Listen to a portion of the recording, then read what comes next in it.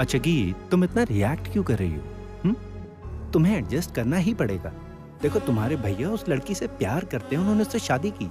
अच्छा ठीक है, उस लड़की के लिए नहीं तो कम से कम तुम अपने भैया के लिए तो एडजस्ट कर लो। मैं उसके साथ एडजस्ट नहीं करूंगी। मैं उसके साथ एडजस्ट नहीं कर सकती। वे तुम्हें समझ क्यों नहीं आ रहा?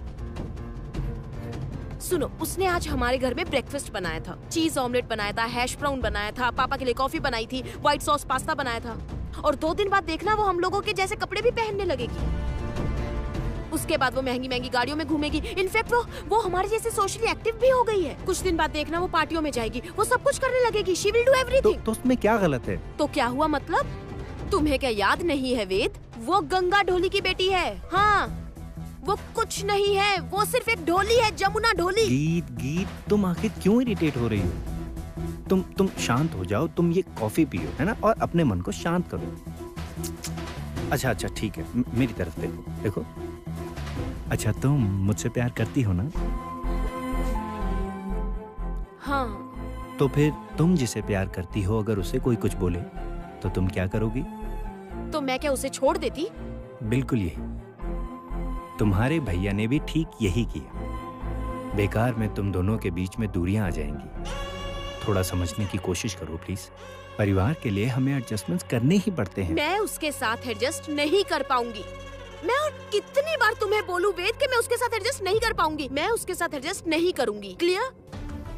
क्या कहा था उसने मुझे? कि वो जमुना मुझ पर लगाम लगाएगी, कि वो मुझे शिक्षा देगी, वो मुझे सुधार देगी। तुम ही बताओ, मैं इतनी बुरी हूँ? हाँ, मैं खराब हूँ क्या? वेद मुझ में कोई प्रॉब्लम है क्या? नहीं, तुम बोलो, क्या मुझ में कोई प्रॉब्लम दिखाई देती है तुम्हें? बोलो। नहीं, तुम में कोई प्रॉब्लम नहीं है, लेकिन जब हम एक ही घर में रहते हैं तो ननद भाभी में तो कहा सुनी। कैसी भाभी? हाँ, किसे तुम भाभी बोल रहे हो वेद? और वेद, मैं तुम्हें कितनी बार बोल चुकी हूँ और किस तरह समझाऊं कि उस जमुना ढोली को मैं भाभी कभी नहीं मान सकती, कभी नहीं मान सकती। तो फिर क्या करोगी? कुछ दिनों में जगदम्बा पूजा आ रही है। हाँ, वहाँ बहुत बड़ा मेला लगता है। क्या करोगी तुम? उस मेले में अगर जमुना ढोली खो गई तो?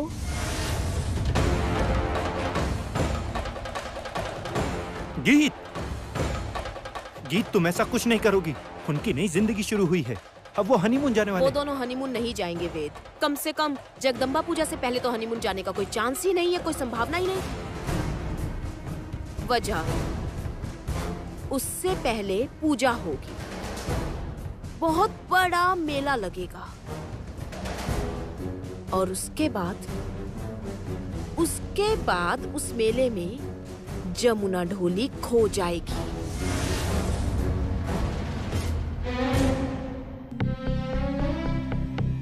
बड़े मालिक बोलिए।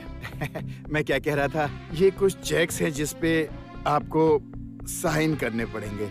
2 पार्टियां हैं जिनका पेमेंट करना है आज। कलम दीजिए। ये लीजिए।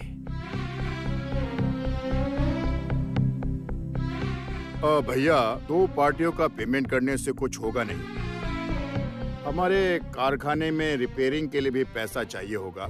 वैसे कुछ लोगों ने कोटेशन भेजी है, लेकिन इसके अलावा भी वो जो हमारे जगदम्बा पूजा होती है ना, जिसमें हर बार आप उन लोगों को मोटी रकम चंदे के रूप में देते हैं, तो फिर एक चेक उनके लिए भी साइन कर दीजिए। ठीक है, अभी जो भी है सब लिख दीजिए, मैं साइन कर देता हूँ। मालिक, चेक में सब लिखा हुआ है, सिर्फ साइन करने से सब हो जाएगा।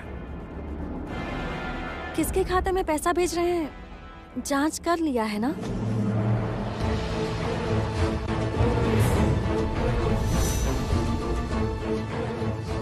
वो सब देख लीजिए, उसके बाद ही साइन कीजिए।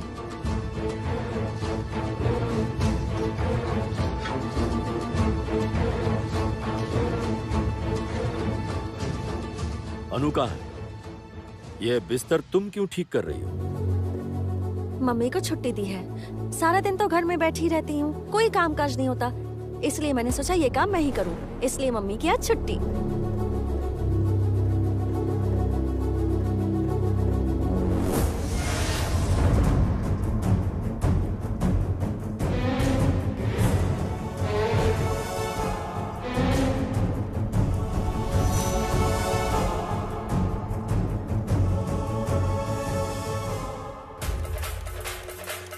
हर बात में तुम्हें टांग अड़ाने की जरूरत नहीं है, समझी?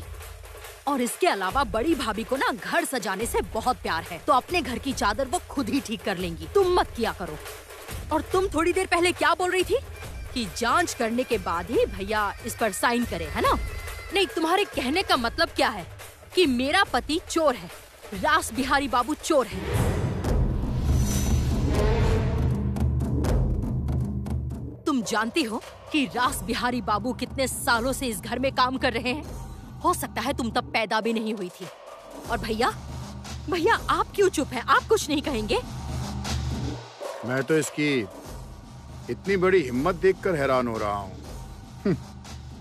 एक ढोली की लड़की जिसे खाने पीने को अच्छे से मिलता नहीं, इस घर के पैसे से तेरा गुजारा होता था, और आज तू इसी घर के लोगों से उन्हीं के मुंह के सामने पैसों का हिसाब मांग रही है। हिसाब तो मैंने नहीं मांगा, मैंने तो सिर्फ पापा से कहा कि जांच करके पैसे दे, बस। कौन जाने असल में जो पैसा लगेगा और वहाँ जो पैसा लिखा हुआ है वो दोनों कहीं अलग हो।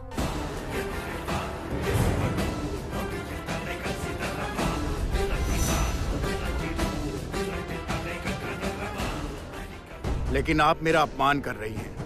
आप मेरे साथ इस तरह से बातें नहीं कर सकती हैं। मैं यहाँ इतने सालों से काम कर रहा हूँ, बड़े मालिक ने भी आज तक मुझसे ऐसी बात नहीं की है। मैंने आज तक यहाँ सच्चाई से काम किया। आप मुझे गलत समझ रहे हैं। मैं जानती हूँ आप सच्चे आदमी हैं, लेकिन हाथ की 5 उंगलियां एक जैसी तो नहीं होती ना। तो ये बातें मैं अपने फूफा जी को बोल रही हूँ।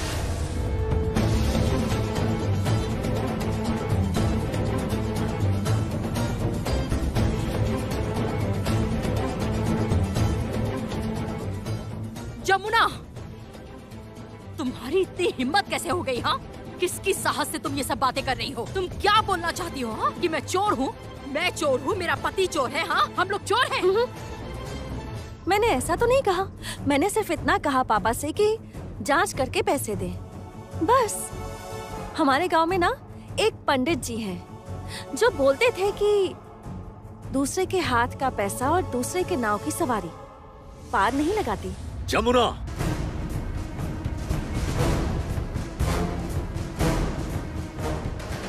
पैसों के मामले में तुम्हें दखल देने की जरूरत नहीं है। मैं साइन करूंगा, 100 बार साइन करूंगा।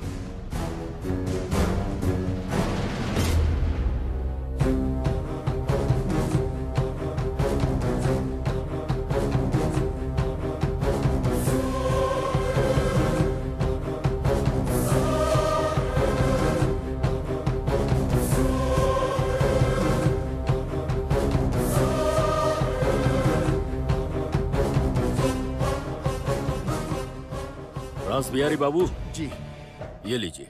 लाइए।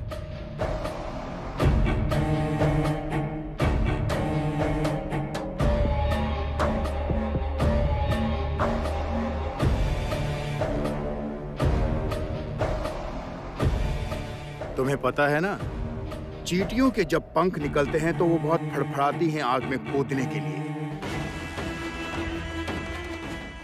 और तुम तो वैसे भी आग में कूद ही चुकी हो। इस राय परिवार में आके आग में कूद चुकी हो तुम। अब तुम मरने के लिए पंख फड़फड़ा रही हो। भैया, भैया, भैया, भैया, क्या हुआ? जम गया भैया, एकदम जम गया है। रात का मेन्यू जो तय हुआ है ना, आप सुनेंगे तो आपका दिमाग खराब हो जाएगा। जी हाँ, जमुना ने कमाल कर दिया, एकदम कमाल कर दिया है। सोच भी नहीं सकते आप, बिल्कुल नहीं सोच सकते। क्या? हाँ, मतलब जो इलीस मछली है उसको जलाकर उसके ऊपर सरसों का तेल लगा के, अरे भैया मुंह में तो पानी आ रहा है एकदम। उसके ऊपर सॉस लगाया है, फिर जो टेस्ट बना है ना, आप सोच भी नहीं सकते भैया। हमारी जो जमुना है वो रूप में लक्ष्मी और गुण में सरस्वती, बोलना ही पड़ेगा भैया। अरे छोटे भैया प्लीज चुप रहिए। तो ये गरीबों की तरह हम लोग खाना जलाकर नहीं खाते हैं, प्लीज। क्या बोलूं भैया, रागिनी को मैं क्या बोलूं? उसे कुछ समझ में आता है नहीं। अरे वो जो बड़े बड़े रेस्टोरेंट होते हैं ना, वहाँ पर ग्रिल्ड फिश मिलता है ना, तो वो नहीं खाती हो क्या? हाँ, उस मछली को जब ग्रिल करते हैं और उसमें फ्लेम देते हैं तो उस फ्लेम में क्या नहीं रहता है भैया? हाँ? खसी रहता है, बकरी रहती है, मुर्गा रहता है, कितना कुछ रहता है। अब उन्हें तो फ्लेम देकर ही ग्रिल किया जाता है ना, तो वो सब तो खाती हो। ग्रिल बोलते हैं इसलिए खाती हो। हाँ? महंगे रेस्टोरेंट में बहुत सारा पैसा देकर खाती हो, इसलिए सुंदर नाम अंग्रेजी में ग्रिल्ड फिश बोलने में दिक्कत नहीं है। हाँ? और घर में बोल रहा हूँ कि अच्छे से इलिस को जलाकर सरसों का तेल डालकर सॉस लगाकर पकाया है, तो इसको परेशानी है। अब क्या इसको बोलिएगा भैया? हाँ? जैसे ही बोला घर में इलिस को जलाकर बना रहे हैं, वैसे ही गरीब हम लोग गरीब हो गए हैं। हाँ? अरे जमुना सॉरी, बातों में मैं भूल गया था। अब अपना सुझाव तुम भैया को बताओ। चलो दो, बोलो। किसका सुझाव? कैसा सुझाव छोटे भैया? आप रुकिए तो, वो क्या सुझाव देगी? एक असभ्य अशिक्षित लड़की, बड़ों का सम्मान तक करना नहीं जानती। अरे अरे अरे अरे, तुमने मेरे हाथ से ये चादर क्यों ली? मैं अपने ससुर जी के कमरे में सासू माँ के कमरे में चादर बदलने आई हूँ। 2 दिन से चादर बदली नहीं गई है और मैं जानती हूँ कि इन्हें बहुत परेशानी होती है, इसलिए मुझे चादर बदलने दीजिए। आप हटिए यहाँ से। हाँ। जमुना, अरे तुम अपना सुझाव तो दो। ये सब चादर वादर रखो, ये सब बाद में होगा। आप ही बोलिए ना। मैं बोलूं? ठीक है, फिर जब तुम चाहती हो तो मैं ही बोल देता हूँ। भैया, उसकी सुझाव है कि इस घर में जो सीनियर सिटीजन हैं, मतलब जो बुजुर्ग इंसान हैं, उनमें से हर एक को महीने में 1-1 बार स्वास्थ्य जांच कराना चाहिए। ठीक बोल रहा हूँ? मतलब जैसे पकड़िए माँ बुजुर्ग हैं, हाँ? तो उनका प्रत्येक महीने शुगर टेस्ट, ECG, इकोकार्डियोग्राम जांच कराना होगा और उसके लिए जो दवाई है वो समय रहते उनके पास पहुंच जाए, उसकी व्यवस्था करनी पड़ेगी। क्यों, मैं सही कह रहा हूँ ना? हाँ, थैंक यू। उसके अलावा माँ जो अकेले रूम में बैठी रहती हैं, वो बार बार ना हो ये हमें देखना पड़ेगा। माँ को उस रूम से हमें कैसे भी बाहर निकालना पड़ेगा, ताकि हमारे परिवार में सब लोगों के साथ वो एक साथ रह सकें और हमारा परिवार सुखी समृद्ध परिवार बन जाए। राइट? और वो ठंडा मशीन? ठंडा मशीन, राइट, थैंक यू। उसकी सुझाव के अनुसार माँ के रूम में एक एयर कंडीशनर लगाना है, मतलब ठंडा मशीन। हाँ, एक बात और है। हाँ, माँ पूजा घर जाती है ना, तो जो पूजा घर में माँ जाती हैं, उसके लिए माँ को एक कार देनी होगी, ताकि माँ उसी कार से मंदिर जाएं और फिर अपने घर वापस आ जाएं। हाँ, ठीक ना? वाह वाह, कमाल हो गया जमुना, तुमने तो एकदम हिला दिया है राय परिवार को। हाँ, घर में आते ही राय परिवार के सारे नियम कानून बदल रही हो। भैया जिन्हें इतने सालों से एक ही रूम पर रख रहे थे, उसी माँ को तुम रूम से बाहर निकालोगी। हाँ, रूम से निकालोगी, उसी माँ के रूम पर एसी लगाया जाएगा, एसी लगाना है। हाँ? और उसी माँ के लिए तुम एक अलग से गाड़ी की व्यवस्था कर दोगी। हाँ, हाँ, क्योंकि दादी माँ इस घर की मालकिन है।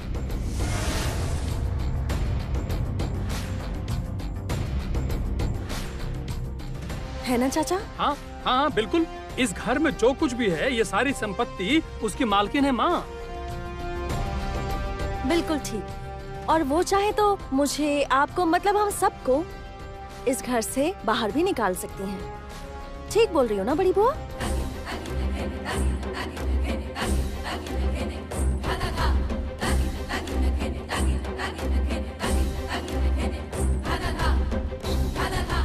जमुना,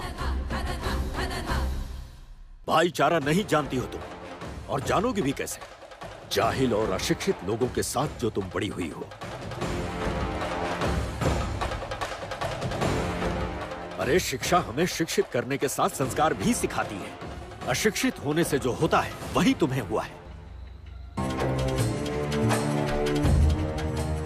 एक कप कॉफी, चीज ऑमलेट और मछली की डिश खिलाकर तुम उसे वश में कर सकती हो, लेकिन ये चीज ऑमलेट और कॉफी देकर केदार राय का दिल नहीं जीत सकती।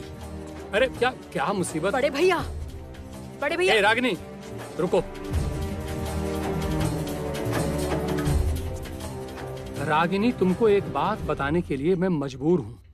तुम्हारी एक बात मैंने देखी है, तुम ना सब जगह जानबूझकर अशांति पैदा कर देती हो।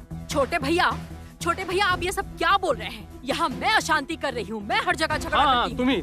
तुम ही अशांति कर रही हो। तुम ही हर जगह पर झगड़ा करती हो क्योंकि तुम अपने जीवन में सुखी नहीं हो। इसीलिए तुम ये नहीं चाहती हो कि तुम्हारे आसपास जो लोग हैं वो अपने जीवन में सुखी हो।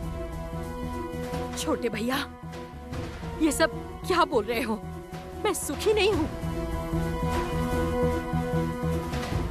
रागिनी, तुम्हें दुखी करने के लिए मैंने ये बात नहीं बोली, लेकिन इतना तो सच है रागिनी कि वो तुम्हारे पति प्रशांत, इस प्रशांत के जैसे आदमी के साथ घर बसाने से कोई भी औरत सुखी नहीं रह सकती। आप ये सब कह के मेरा बड़ा अपमान कर रहे हैं। जानता हूँ प्रशांत, इन सब बातों से तुम्हारा बहुत अपमान हो रहा है। तुम घर के दामाद हो और तुम्हारे साथ इस तरह से बात करना ठीक नहीं है। तुम्हारा ये चाल चलन, बोलने का ढंग, वेशभूषा कुछ भी मेरे घर के लायक नहीं है, सम्मानजनक नहीं है प्रशांत। बोलने के लिए मजबूर हूँ।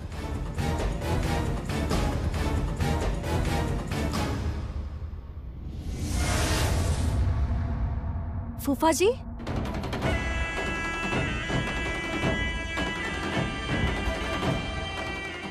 सुधर जाइए, अभी भी समय है। सुधर जाइए, हमारे लिए नहीं तो कम से कम अपनी पत्नी के बारे में सोचकर सुधर जाइए। आपकी पत्नी को बहुत दुख होता है, ये मैं समझती हूँ। बाहर से जैसी भी क्यों ना हो, जितना भी झगड़ा क्यों ना करे, असल में वो आपको लेकर अहंकार करना चाहती हैं, आपके लिए गर्व महसूस करना चाहती हैं। इसलिए बोल रही हूँ, सुधर जाइए।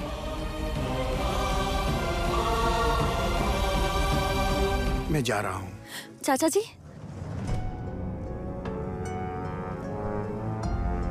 बोलो। एक बात सच बताएंगे? ये जो बैंक के इस किताब में साइन करवाया है, सच में इतना रुपया लगेगा? हाँ बेटा, हमारे वो जो क्लाइंट्स हैं ना, उनको पेमेंट करनी पड़ती है। ये देख सकती हो तुम, देखो देखो।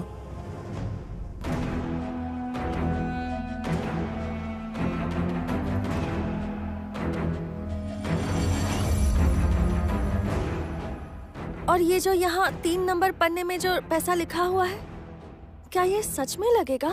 मतलब वो क्या बोल रहे थे, वो कारखाने में क्या क्या करवाना है? हाँ, रिपेयरिंग करवानी पड़ती है, मरम्मत की जरूरत है। ओह, नहीं मतलब सच में इतना पैसा लगेगा या फिर ये फूफा जी के लिए? मैं अदरक का व्यापारी हूँ, जहाज के बारे में कुछ नहीं जानता। मेरे को अब जाने दो, जाता हूँ।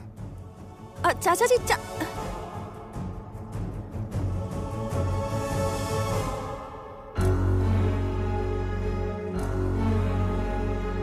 ये घर सिर्फ बाहर से ही सुंदर है, लेकिन अंदर के लोग ठीक नहीं है, बिल्कुल ठीक नहीं है। अच्छा, हाँ हाँ, सब काम अच्छे से हो गया। हाँ, जैसे बाहर रोशनी जगमगा रही थी, ठीक वैसे ही घर के अंदर मेरी बहू जगमगा रही थी। हाँ, मेरा पोता खुश क्यों नहीं होगा? बहुत सुंदर है मेरे पोते की पत्नी। हाँ हाँ हाँ, आप एक दिन समय निकाल कर आइए ना। हाँ, अरे नहीं नहीं, तकलीफ किस बात की?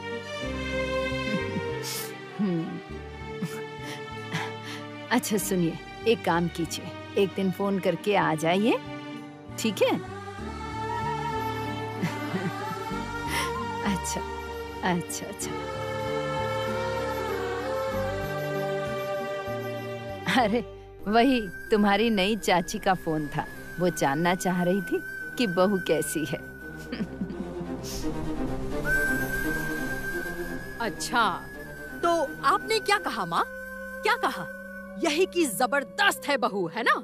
महान बहू है, एकदम सीधे ऑक्सफोर्ड से पास आउट है और रॉयल फैमिली की है ना? यही बोला है ना माँ? ये सब क्या बोल रही हो तुम? मैं समझी नहीं। नानी माँ, माँ कहना चाह रही थी कि आपने बोला तो आपकी बहू कितनी शिक्षित है, कितनी ऊंचे वंश की है। देखो, मुझे तुम लोगों की तरह मक्खनबाजी नहीं करनी आती। जो सरल सच है वही बोलती हूँ, हाँ, और सच बोलकर सुखी रहती हूँ। लोग जानते हैं वो गंगा ढोली की बेटी है, और मुझे ये भी पता है कि लोग पीठ पीछे हंसते हैं, जैसे तुम लोग करती हो।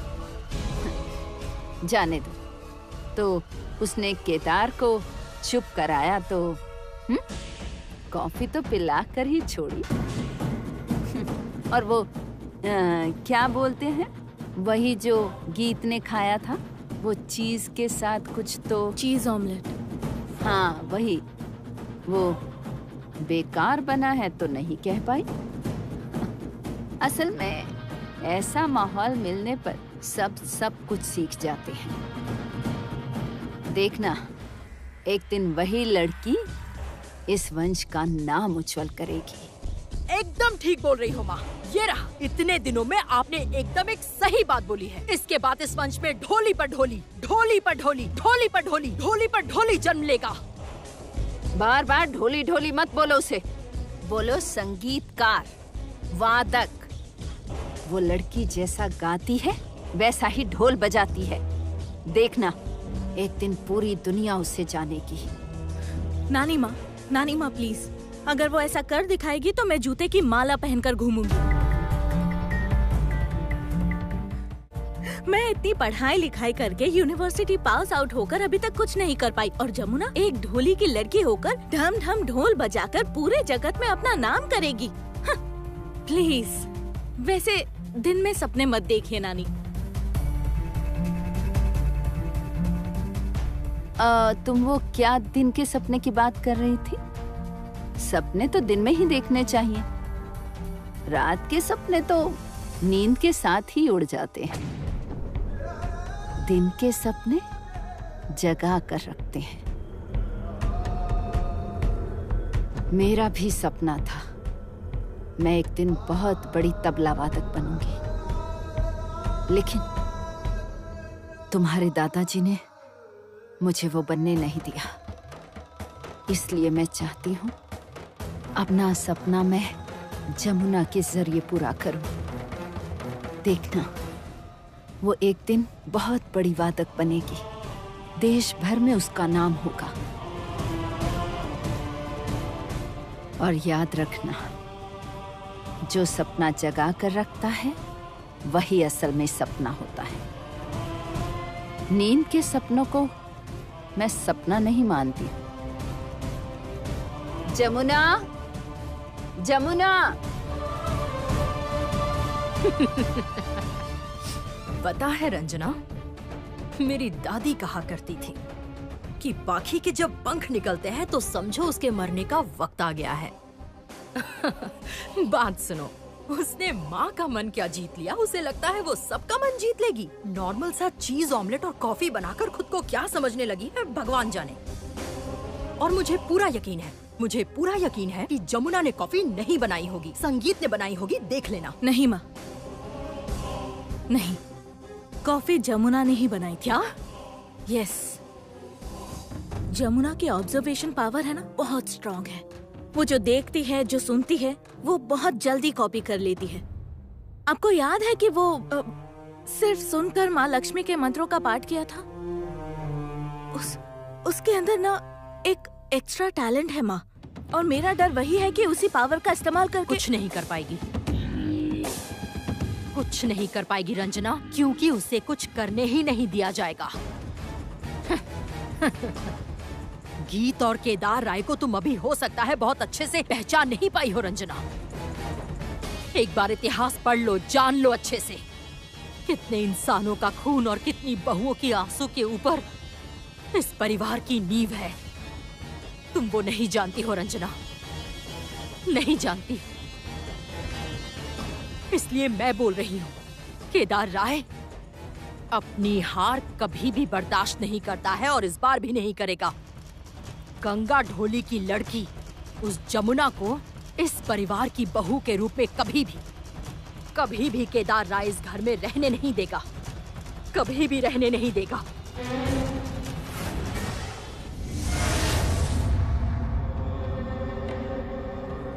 गीत, कहाँ गई थी तुम? वेद के घर। क्यों? क्यों मतलब? क्यों तुम्हें समझ में नहीं आ रहा है?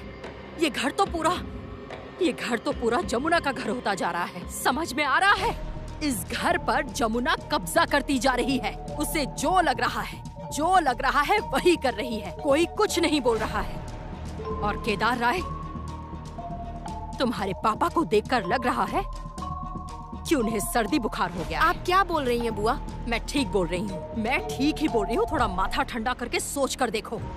तुम्हें पता है, इस घर में आजकल गाना सुनाई देता है, तबले की आवाज सुनाई देती है।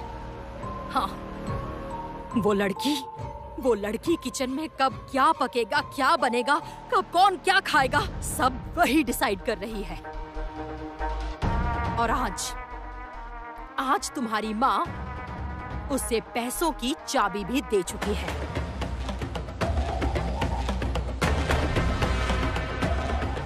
क्या बोल रही हैं आप? ठीक ही बोल रही हूँ। और देगी भी क्यों नहीं? तुम्हारी माँ की प्यारी बहू की बात है। अच्छा माँ, दे दी है, क्यों बोल रही हो? बोलिए कि सर पर टोपी फिरा के ले ली है। असल में ये लड़की बहुत स्मार्ट है। वो जानती है कि किस फूल से किस देवता की पूजा होती है, और वैसे ही बड़ी मामी को अपने वश में कर लिया। अच्छा, तो जमुना ढोली को कोई अंदाजा भी है कि हमारे घर के कैश बॉक्स में कितना पैसा है? हमारे घर की अलमारी के लॉकर में कितना पैसा हो सकता है? उसे कुछ आइडिया है? उसे कैसे पता होगा? उसे गिनना थोड़ी आता है। लेकिन हाँ, इतना जानती है कि पैसे हैं, बहुत पैसे हैं, और इसीलिए तो चाबी हाथ में ली है। अच्छा, मैं एक बात बिल्कुल नहीं समझ पा रही हूँ। माँ ने इसकी इजाजत दे दी है? हाँ, दे दी है। और पापा ने कुछ नहीं कहा? पापा नहीं है घर में, एक जरूरी काम से बाहर गए हैं। ओह, अब मुझे सब समझ आ रहा है। मैंने ठीक जो सोचा था एग्जैक्टली वही हो रहा है। अब जमुना हमारे इस राय परिवार में दखल अंदाजी करने की भी कोशिश कर रही है। और ना दादी कुछ बोल रही है, विंध्यवासिनी देवी कुछ नहीं बोल रही है, अनुराधा राय भी कुछ नहीं बोल रही है, और बात यहाँ तक पहुँच गई कि जमुना ढोली हमारे इस घर को अपने हिसाब से चलाएगी। अब ये नहीं हो सकता। मैं इस घर में नहीं रह पाऊंगी। मैं उसे इस घर की बहू नहीं मान सकती। क्या करोगी तुम? क्या करोगी बोलो? कुछ दिनों में जगदम्बा पूजा होने वाली है। हाँ? जगदम्बा पूजा में तो बहुत बड़ा मेला लगता है। तो वहाँ पर मेरा भाई और जमुना भी जाएगी। हाँ जाएगी, पर उससे क्या? कुछ नहीं।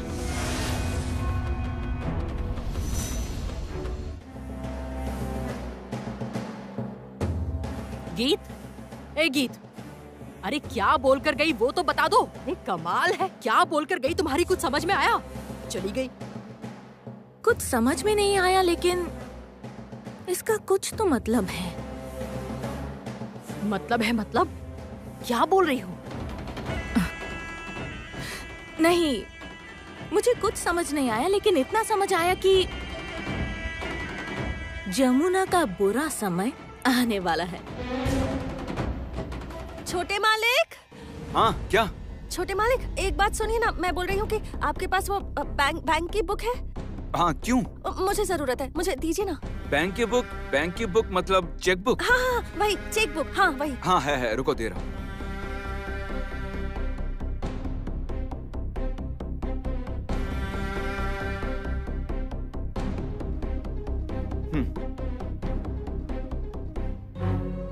वैसे ये क्यों चाहिए? आखिर हुआ क्या है? ये चेक बुक है? हाँ। अच्छा ये बताइए, ये चेक बुक के बारे में क्या क्या पता होना चाहिए?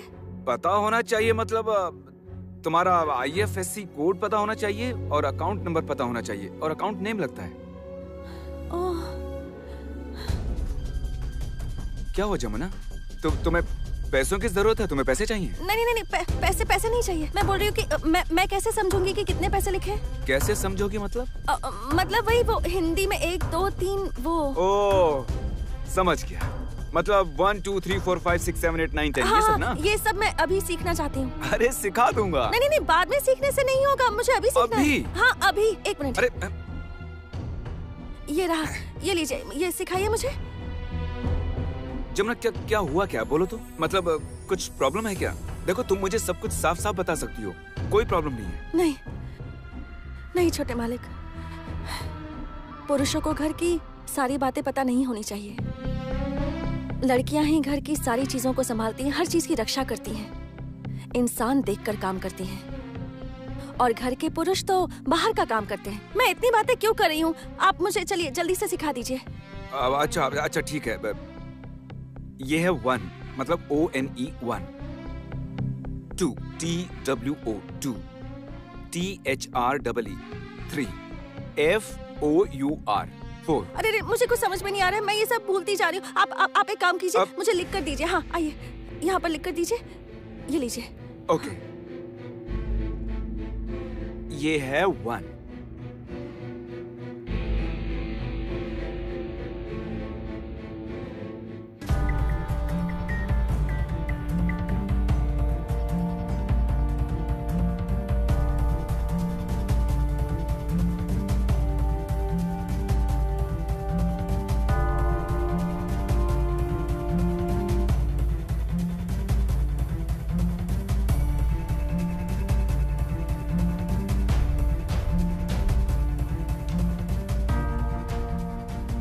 अच्छा, इसका मतलब 1 से 0 तक जानने से ही वही बार बार घूम कर आता है। मतलब है कि हिंदी में जैसे 1 के पीछे 1 का मतलब है 11, अंग्रेजी में भी वैसा ही है। हाँ, हिंदी में जैसे 1 के पीछे 2 मतलब 12, अंग्रेजी में वो वैसा ही है। मतलब 1 2, मतलब 1 2 3, मतलब 1 2 3, मतलब 1 के पीछे 1 0 माने 10, 1 के पीछे 2 0 मतलब 100, 1 के पीछे 3 0 मतलब 1000। मतलब इस तरह से सब तैयार कर सकती हो, है ना? सब तैयार कर सकती हो। अच्छा, इसका मतलब हिंदी में जैसे इकाई, दहाई, सैकड़ा, हजार, 10,000, लाख, 10 लाख, करोड़। हाँ, और अंग्रेजी में 10, 100, 1000, lakhs। एक मिनट, मैं बोल रही हूँ कि हिंदी में जैसे लाख बोलते हैं, अंग्रेजी में उसे। हाँ, अंग्रेजी में उसे लैक्स बोलते हैं। और कोई उसे LAC लिखते हैं और कोई उसे LAKH लिखते हैं। अच्छा, इसका मतलब है 1 के पीछे 5 0 मतलब 1 लाख, और 1 के पीछे 6 0 का मतलब 10 लाख। अच्छा, 1 के पीछे 6 0 मतलब 10 लाख है ना? हाँ।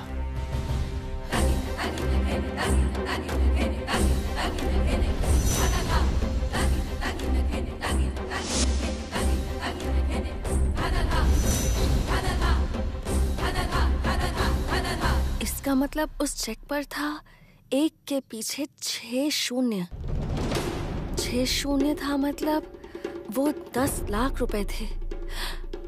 छोटे मालिक, आप एकदम ठीक हिसाब करके बोल रहे हैं ना? 1 के पीछे 6 0 मतलब 10 लाख ही है ना? हाँ। इसका मतलब फूफा जी ने 10 लाख रुपए निकाले हैं। अच्छा, तुम ये क्या बोल रही हो? बोलो तो। नहीं, कुछ नहीं बोल रही। और 1 के पीछे 5 0 मतलब वो जगदम्बा पूजा की चंदा 1 लाख रुपए।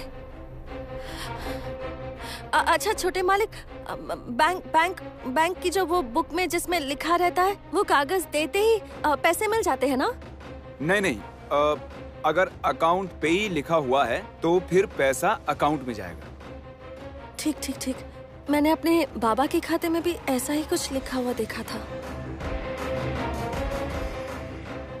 ये देखो, ये चेक के ऊपर अगर अकाउंट पे नहीं लिखा है तो फिर तुम बैंक से कैश भी निकाल सकती हो। कैश मतलब? कैश मतलब है तुम्हारी। समझ गई। मैं समझ गई। इसका मतलब 2 चेक में कुछ लिखा हुआ नहीं था। इसका मतलब सिर्फ 11 लाख रुपए।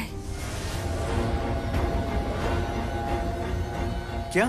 हाँ? नहीं नहीं, कुछ नहीं।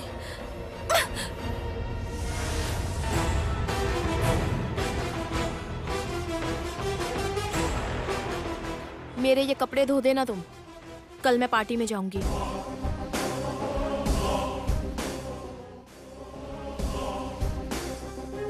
ये सब क्या गीत? ऐसे कपड़े धो देना मतलब कपड़े फेंक रही हो उसके ऊपर? वो क्या घर की नौकर वोकर है क्या? मेरे लिए तो ये वही है। गीत प्लीज अब फिर से शुरू मत करो, ओके? अरे कुछ भी खत्म कहाँ हुआ है जो तुम शुरू करने की बात कर रहे हो? बोलो भैया, मुझे तो कुछ समझ ही नहीं आ रहा है। ओह, ये सब क्या पढ़ा रहे हो तुम? उसे क्या सिखा रहे हो? मैथमेटिक्स? हाँ, तो तुम्हारी बीवी अब मैथमेटिशियन बनेगी या साइंटिस्ट बनेगी? न्यूटन आइंस्टाइन क्या बनाओगे? ये लोग कौन है? अब किन किन नाम बोल रही हैं छोटे मालिक? ये लोग सब हैं विख्यात साइंटिस्ट। हाँ जी।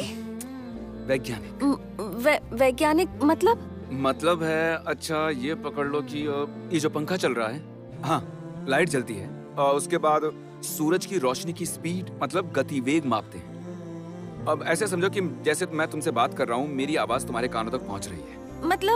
मतलब रोशनी की गतिवेग? हाँ, शब्दों के भी गतिवेग होते हैं? एग्जैक्टली। भैया बहुत अच्छी स्टूडेंट मिली है, खूब मन लगाकर पढ़ाओ इसे।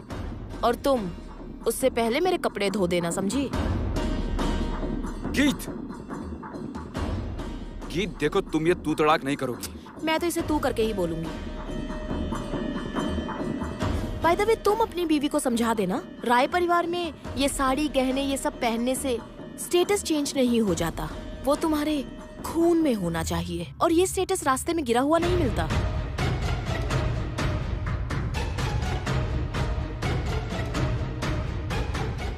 आजकल तारीफ सुन रही हूँ कि तुम जबरदस्त कॉफी बनाती हो। ये बात मेरे पापा बोल रहे थे, तो ऐसी ही बढ़िया सी कॉफी मेरे लिए बनाओ। बनाकर पिला दूंगी। लेकिन अब तो तुम्हें भी थोड़ा बहुत खाना बनाना सीखना पड़ेगा ना? मतलब वही कॉफी बनाना, उसके बाद वो सब ऑमलेट फॉमलेट तुमको भी तो सीखना पड़ेगा ना पकाना। क्यों? अच्छा जी, बड़ी जो हो रही हो, शादी होगी ना?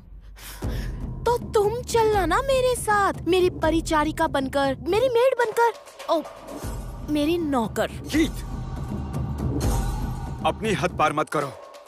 तुम मेरे प्यार की इंसल्ट कर रही हो। ये इसकी बदकिस्मती है भैया।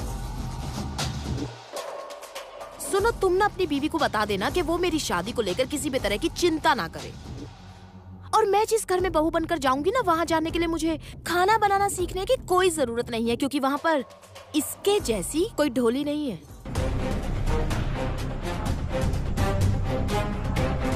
वहाँ के सब लोग एलीट क्लास के हैं भैया। देखना कहीं ऐसा ना हो कि शादी के बाद ससुराल में जाकर तुम्हें ही हाथ में कड़छी लेनी पड़े। मतलब तुम्हें ही खाना वाना पकाना पड़ जाए, कपड़े धोने पड़ जाए। वो कहावत है ना, जूता सिलाई से चंडी पाठ तक, हो सकता है तुम्हें सब करना पड़ जाए।